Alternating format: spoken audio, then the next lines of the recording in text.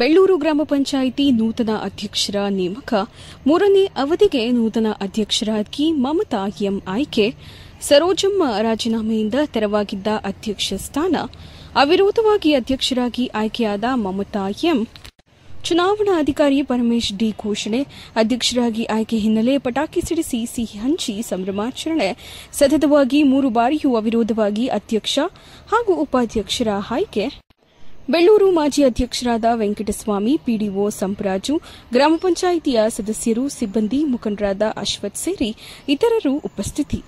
ಮತ್ತೆ ಅದನ್ನು ಅಂಗೀಕರಿಸಿ ಇವತ್ತಿನ ದಿವಸ ಒಂದೇ ನಾಮಪತ್ರ ಸಲ್ಲಿಕೆ ಆಗಿದ್ದರಿಂದ ನಾನು ಇವತ್ತಿನ ದಿವಸ ನಾಮಪತ್ರ ಸಲ್ಲಿಸಿದ್ದ ಎಂ ಮಮತಾ ಇವರು ಜೋಡಿ ಕೃಷ್ಣಾಪುರ, ನಮ್ಮ ಬೆಳ್ಳೂರು ಗ್ರಾಮ ಪಂಚಾಯಿತಿ ವ್ಯಾಪ್ತಿ ಜೋಡಿ ಕೃಷ್ಣಾಪುರ ಗ್ರಾಮದವರು, ಇವರನ್ನು ಅವಿರೋಧವಾಗಿ ಇವತ್ತಿನ ದಿವಸ ಅಧ್ಯಕ್ಷರಾಗಿ ಚುನಾವಣೆ ಪ್ರಕ್ರಿಯೆ ಮುಗಿಸಿದ ನಂತರ ಅಧ್ಯಕ್ಷರಾಗಿ ನಾನು ಘೋಷಣೆ ಮಾಡ್ತಾ ಇದ್ದೇನೆ.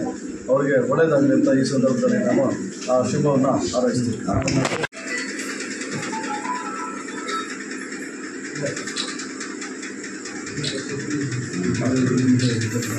ಮಾಡಿದ್ದಾರೆ, ಅವರು ಕೂಡ ಒಳ್ಳೆಯದಾಗಲಿ ಅಂದ್ಬಿಟ್ಟು ಈ ಸಂದರ್ಭದಲ್ಲಿ ಅಂತ ಅವರು ಕೂಡ ಶುಭ ಆಗಲಿ ಅಂತ.